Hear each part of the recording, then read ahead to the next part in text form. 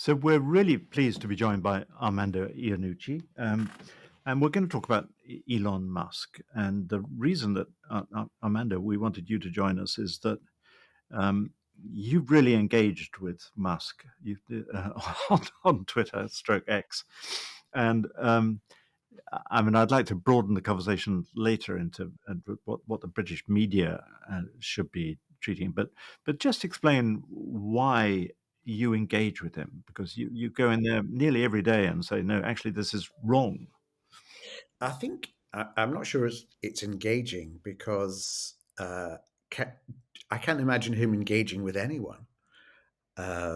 He announces and he spouts and he orders, but the idea that I'm what are myself one of his whatever it is 15, 20 million followers engages him in conversation is 200 very million, I think, fancy. was it? 200 million. Yeah. It's Uh, more or less compulsory that you follow him if you're on. Yes, yes. Well, yes, and he's tweaked his algorithms to so that he's the first thing you see when you open X. Um, I started. I mean, X I noticed has becoming more and more of a sewer, and a very just a terrible experience and a depressing experience. And I this was in the wake of everyone deciding they were going to leave and join Blue Sky, which I have been on Blue Sky for a while now. And I noticed it's got busier. Uh, and when you're making that calculation, do I just like pack up and go now? Because there's really nothing here for me. What's the point of staying? I thought, well, the only point I saw in staying is just to respond to anything Elon Musk says in a kind of as direct and provocative a manner as possible to see what happens. So, and I quite enjoyed it, but after a while, you just think there's nothing more to be had. After I've stopped doing it now. I mean, I may go back. The trouble is, his what he does on X kind of works, and it does rile you so much that you want to respond. And all my time on X and when it was Twitter, my golden rule was always never respond to the comments. It's the same as when you do this yourself, when you do an article and it goes up online, never deal with the comments underneath because, it's mostly people telling you how terrible you are and you've got to have a thick skin about it. But the moment you start engaging, it's over. And, I've seen people get sucked in and they never come back. But he's been the only one I've ever responded to. But I don't respond. I just retweet his tweet Quote with tweet him, yeah. an observation from me on principally saying, picking up on the fact that he makes these assertions based on somebody tweeting him a headline. And we all know that headlines they're not written by the person who's written the article. They're written by someone else trying to get your attention. So, the article might be, the three of us having a discussion, but the headline may be, media cult broadcasts. And he picks up on the headline and without really checking the article, retweets it going, this is terrible. Huge if true. I picked up on huge if true. Just I thought it might be funny to just put huge if true against any assertion he makes. But I also quite enjoyed asking him to supply proof or evidence for the assertions he makes. Of course, nothing comes back. I was going to say, has he ever replied to you at all? No, I don't think. I mean, I am a mere gnat on his huge genius head. I doubt he's aware of me. But I then started reading the responses from people who follow him, and that's where I've noticed something disturbing over the last 6 to 8 months, actually, because it used to be that he was. Do you remember when he was introduced on stage at some event and lots of people were booing? And that was my idea of where he was in the sort of the public appreciation, that we saw him as a bit of a joke, a bit of a character, and slightly unpleasant.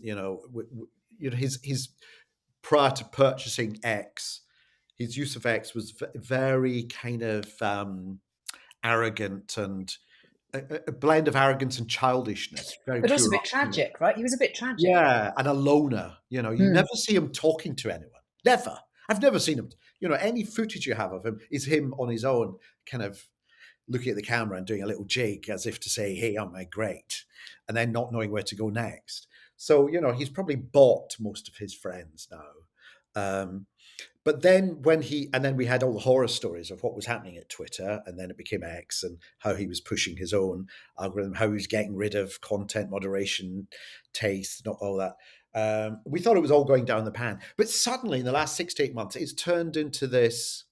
It's almost like it reached a kind of critical mass of horribleness that then expanded. It was like suddenly the universe going from a tiny ball to a massive universe of awfulness. So it's now, it's now an industrial scale piss factory and not much else.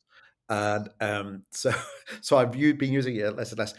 But what I've noticed is if you criticize him or make even a joke about him or disagree with something he says, the amount of vitriol that comes back at you, I've no way of knowing if a lot of that vitriol is automated and is from him and his bots, or whether it's people who genuinely, in the way that, Michael Jackson fans used to think he was like the Messiah, whether people genuinely think he's the savior of the world.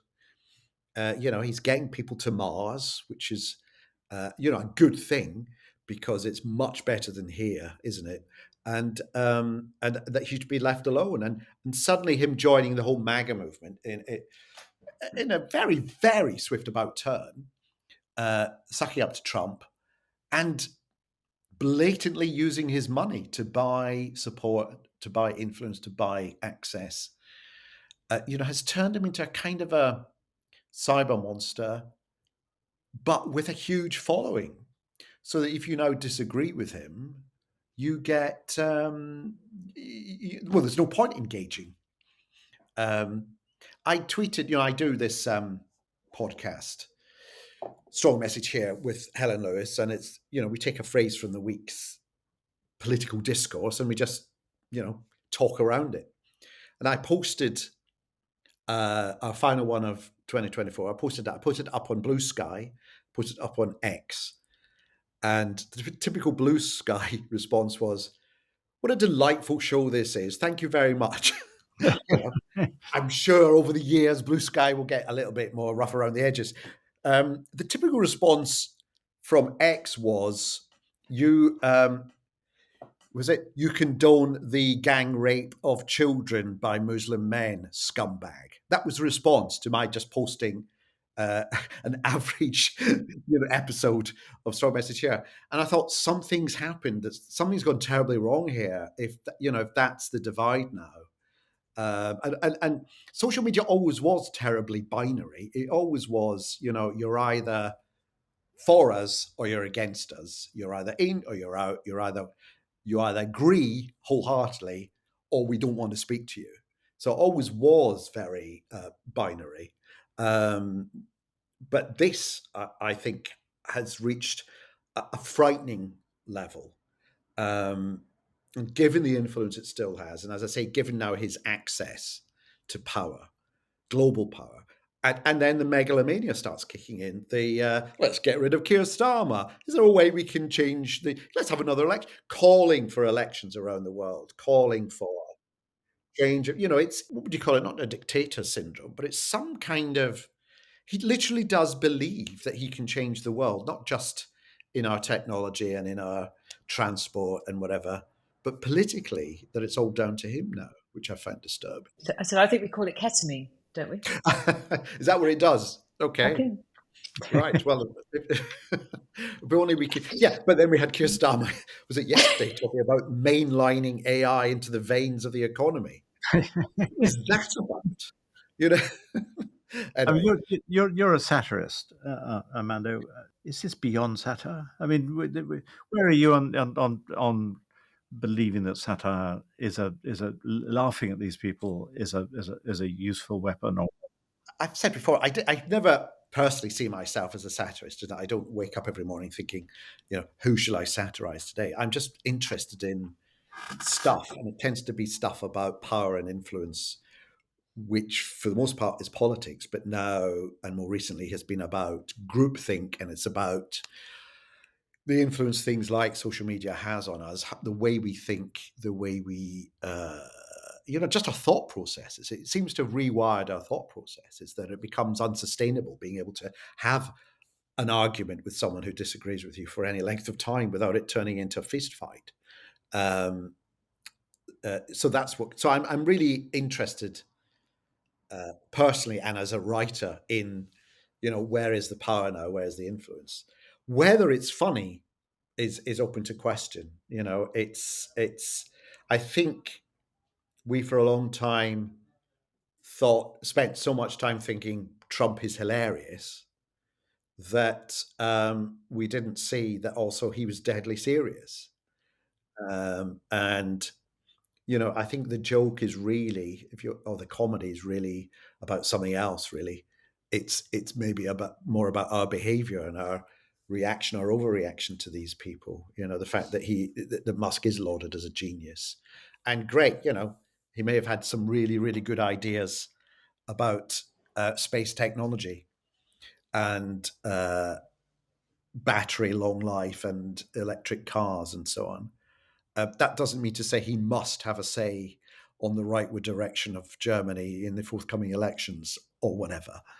Because actually, it struck me that the thing about many of your tweets is that they're not jokes. They're very serious. So on Jess Phillips, this was January the 3rd. He tweets, Jess Phillips is a rape genocide apologist. And you came in very seriously, said Jess Phillips is a committed and caring minister, and you, sir, are a toxic gonad. Well, that's half a joke. The UK is not your plaything. Wealth doesn't exempt you from international law, and owning X doesn't give you a license to poison the discourse of any country whose government you disagree with. I mean, that was heartfelt. Well, yeah, and I sort of feel I don't feel I'm obliged to be funny if I don't want to.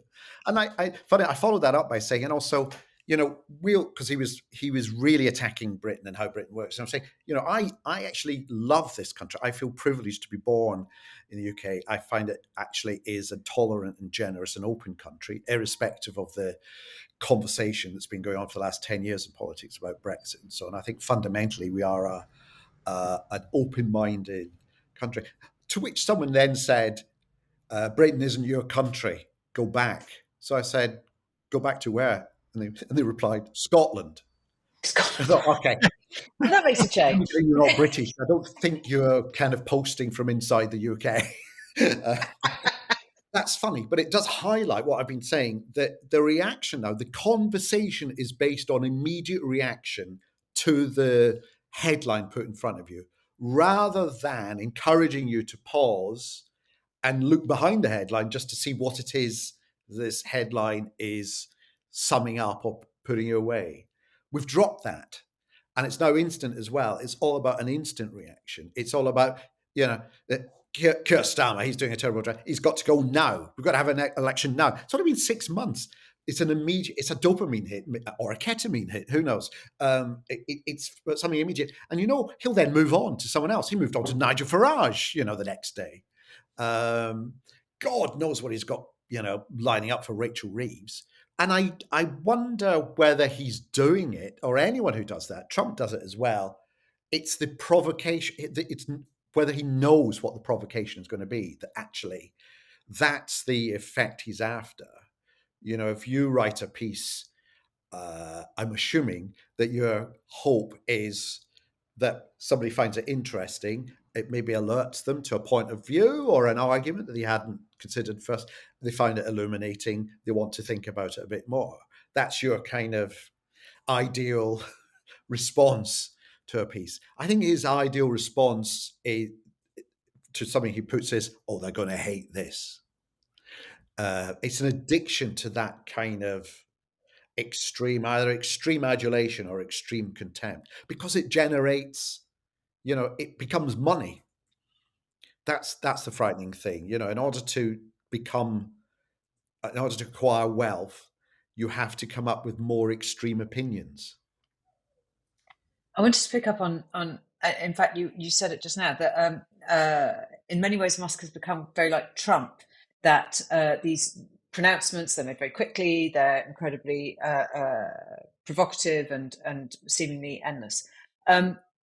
During Trump's first term, we had endless debate about how the media should cover and respond to that, and whether we should be covering everything or not. We are now starting to have those conversations more frequently about Elon Musk.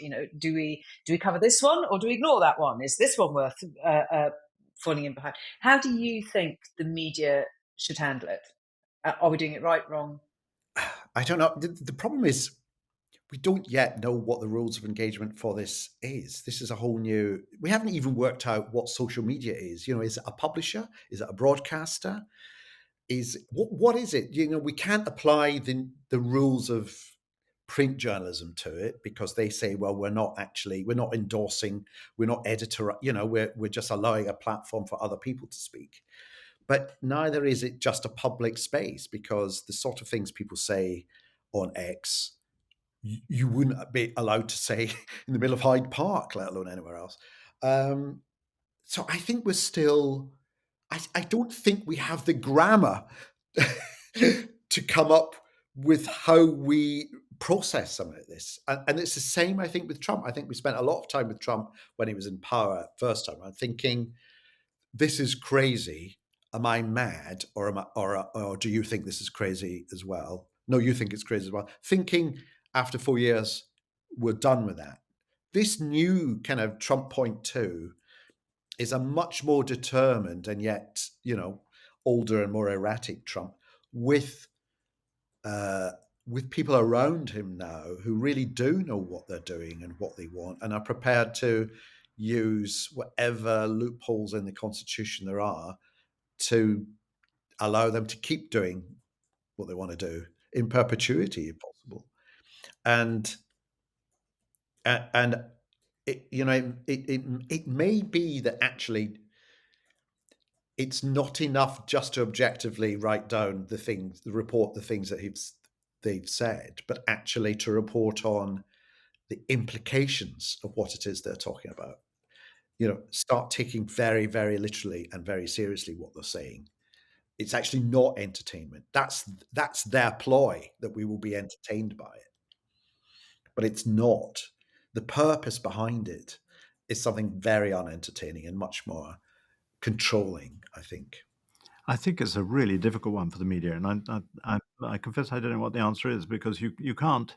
He has such power, and he is part of the Trump inner circle, and it is significant that he's saying these things. It's significant that he's backing the far right in Germany. You can't not report that. At the same time, and this is where I think your tweets are interesting, that you expose the sheer ignorance and baselessness of what he's saying. I mean, if it was said by anybody else, you would just ignore it as the ravings of either a madman or somebody who just knew nothing about what they were talking about. And so you're in this dilemma of amplifying it. Yeah. But at the same time, it is significant. It is, and you talked about my exposing it, the absurdity of what you're saying, but I'm asking myself, exposing it to who? Because I'm now no longer confident that whoever my followers are on X are getting it, are seeing it, because so much of it, so many people's experience on X is of just this bucket load of swill coming their way first, before you get to anyone who you had initially put down as someone you wanted to follow and see what they're thinking, and most of whom have gone off to somewhere else anyway. You're like a one person community note. Community notes. You are a kind of sort of one person fact checker. I was tempted when he was talking about they're not having an inquiry into child, grooming gangs in Britain. They should have an inquiry, and I was tempted to write, shouldn't community notes sort all this out? I'm sure, with Zuckerberg getting rid of his fact checkers and Musk, like on X, he said, but Musk is calling for an inquiry. A national inquiry is fundamentally a huge fact check. That's what that is, with professional independent fact checkers. But a lot of their energy has gone into saying we don't need them now, the power of the people to determine. But what that means is, meaning is now derived by whatever gets the popular vote. A word can mean, anything. A word, a word could have a variety of meanings, but the meaning we'll go with is the one that most people vote for. The fact, the fact, what is true is what people vote to be true. Which is a strange, Alice in Wonderland kind of. Was it Humpty Dumpty? Was it Humpty Dumpty who said he could make words? He could use words to mean anything he liked. It's now that, and that has I've such. noticed he does have this technique of taking a random thing that he has seen on X and retweeting it and just saying, "Is this true?" Or community notes, "Is this true?" So I can't be asked to check this myself. Exactly. You can't. No. Now that's you've. I think you've put your finger on it. It's both him and Zuckerberg. Actually, and it sounds strange to say this about Musk, who is a workaholic. It's laziness. It's absolute sloppy laziness. They cannot be bothered to look into what it is that someone sent their way before they respond to it or form an opinion about it. And with Zuckerberg, fact checking is a huge exercise. It's near impossible just because the sheer amount of stuff that's going through there. But it is part of your responsibility if you have the largest platform in the world that half the world's population is deriving it's using as its main source of news and information. It is your responsibility, whether you like it or not, to put the effort in to get it right. But instead of just saying, we can't do this anymore, it's up to the people, but dressing it up as some kind of radical conversion to the special place that freedom of speech has in our hearts, I find is just lazy. It's not beyond the means of an organization like Facebook and Meta to fund comprehensive fact-checking services globally. It really isn't. Although they're absolutely not going to, and you mustn't hold out any hope that they will. And these tech bro vicars of Bray are simply behaving as their new leader wants them to. So it's only going to get worse. The thing about all these fact checking is that, there's a danger. It's a complex thing, and in any complex system, does make mistakes. And even if it's 1% of the stuff we took down, if that was a mistake, then that's far, far too many. So rather than saying, so we're going to come up with a more gradated form of fact checking that will be able to assess, with more clarity, how accurate these things are, he just said, I'm going to get rid of the whole thing. It comes back to what you were saying, Armando, about we don't know what these platforms are, because Zuckerberg's answer to you was, it's actually literally not my responsibility. I can't check all these things, and that's not my job. I'm just the pipeline through which this travels. You can't expect me to verify everything that's there, and nor should you want me to. And this comes back to this whole argument over Section 230 about whether they are platforms or publishers. And in a sense, it isn't the debate that's going to go on in Trump land that if you're going to take those kind of decisions, then you are publishers. And by the way, you're liberally biased publishers. So, unless you abandon any attempts to censor speech, we will hold you responsible. And that's the hook they're on. There's two things. They are publishers, but it's a new definition of publishers. In the same way, I suppose, when the printing press was invented, it took a while to work out what this meant and how it should be monitored. And in fact, there were people who criticized, the advent of the book as something that would waste people's time. See everyone going around there with a face in a book when they could be talking or farming. It takes a while to work out what the rules are. But someone like Zuckerberg was saying, one of his reasons for making this switch was, and he used the example of the Biden administration putting pressure on Facebook to take down what they claimed was misleading news stories about the vaccine and its efficacy and so on. But he then said, we're working closely with the Trump administration to put pressure on other countries. So in his statement, he switches from saying, there was too much government interference, too much political interference in what we do. That's unaccessible. So I'm now going to ally myself very, very closely with the latest political administration and take my cue from them. So basically, he's now saying Facebook is a conglomerate that is state-run, rather than, which is far, far removed from his opening line, which is saying I'm taking it back to its roots of being a kind of, an intimate, personal way of communicating with friends and neighbors. So and it kind of tells you that these people, they found they were in charge of something that was so influential and so powerful at a very young age, and haven't known anything since. And now he's just reaching his petulant stage where he's saying, I can't do it. No one's expecting you, Mark, to sit and look at every post on Facebook. They're really not.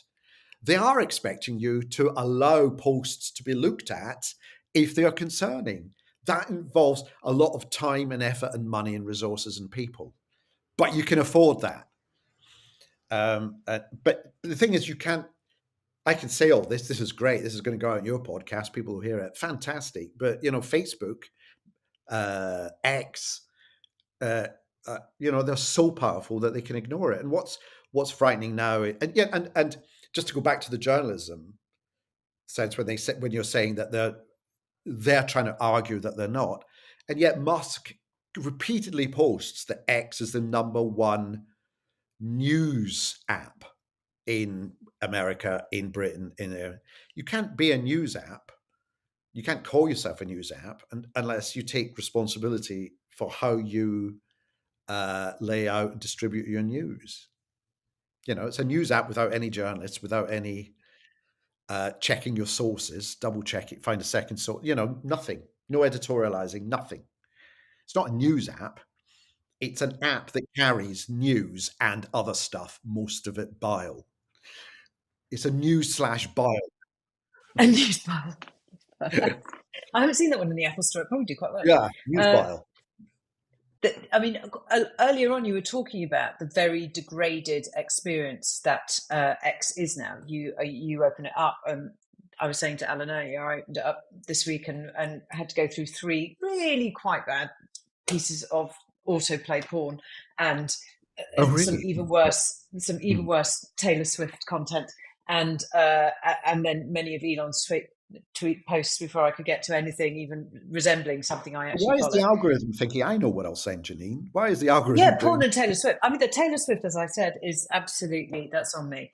But it seems to me that is part of a move that goes, there will be no content regulation, there will be no fact checking, there will be no interference in the stream other than we'd like everyone to see Elon's posts, obviously, when he arrives.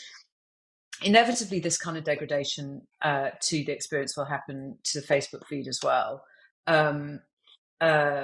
Threads has suffered considerably from the sort of perception that it is not a real thing, that it's a sort of constructed reality in a very weird way. Are we just nearing the end of a social media? Is that the sort of, our greatest hope is this whole thing collapses in a puff of just rubbish? Well, yes, I think it will, but I think it will cause an enormous amount of damage before it does, and and I don't think it will in the next year. There is that theory of enshittification, which is that anything that's good in social media has a kind of life cycle, and then it just burns out. Too many people are using it for bad ends or misusing it, or it acquires too many people. Facebook's problems all started when they went for growth, when it was all about, we've got this great idea, it can connect friends, neighbors, neighborhoods, fantastic. How do we make money? Well, the only way we're going to make money is if we grow. How do we get people to grow? Well, we can start sending people other people's data, and we can start getting advertisers to, I know we said we wouldn't do that, but for the sake of growing, we ought to. So let's it's been about that. And this, feeding of the beast is what's led to all its problems. The last 20 years for Zuckerberg has been a kind of an apology tour of every 3 or 4 years, apologizing for tweaks that they've made. They weren't quite right. We're determined to do it better. This is on me. We're on a journey, and culminating in his thing last week saying basically, I know I made a lot of terrible decisions, but actually my apologizing for them was also a terrible decision because I've decided to take it all back. I think I was right all along. But it's that drive for growth and for monetizing, and then the finding that the algorithms make more money by subtly pushing you to either really be enthusiastic about something or to strongly disapprove of something. That generates more clicks. If you feel this is absurd and awful, you want to tell someone. The telling someone makes them a bit more money. It's that. There's that strange statistic that I've had several times now of a lie travels on the internet 8 times faster than a fact. So that's the kind of that's what we're dealing with, really. So yeah, and if you think about it, you will then get mostly lies, and then once AI comes along and is used, well, it is here already, just inventing stuff that will then provoke you or titillate you or entertain you. You then have not just swill, but artificial swill that self-replicates. So there's not going to be Artificial self-replicating swill. swill, Great. yes, which is a great That name is- for an app, yes. Or a podcast, actually. I think it's almost arse, isn't it? Yes. Welcome to yes. We have a team of very distinguished journalists and academics on artificial self-replicating swill this week. Yeah. So, and I don't know what the solution is, really. I did actually take X off my phone. It's still on my iPad, and I do feel a lot better for it. That's probably the cheeriest way to end the podcast. Okay.